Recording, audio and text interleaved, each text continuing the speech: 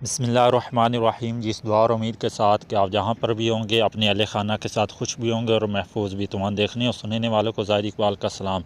जी नाजरीन, आपको बड़ी ख़बर से हम आगाह करने जा रहे हैं। अर्तुगरुल गाज़ी में अहम रोल अदा करने वाले अदाकार इंतकाल कर गए हैं। मदा इंतहाई गमज़दा हैं।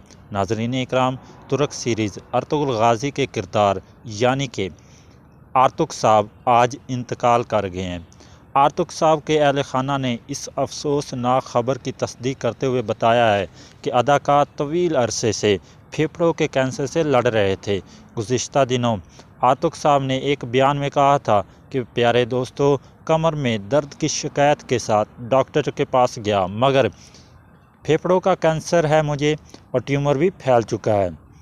उन्होंने मज़ीद कहा कि इस बीमारी ने अपनी इब्तदाई मराहल में कोई अलामात ज़ाहिर नहीं की।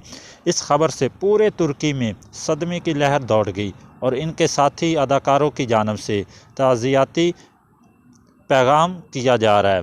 वाज़ेह रहे कि आर्तुक साहब को कल इनके आबाई शहर में सुपुर्द खाक कर दिया जाएगा।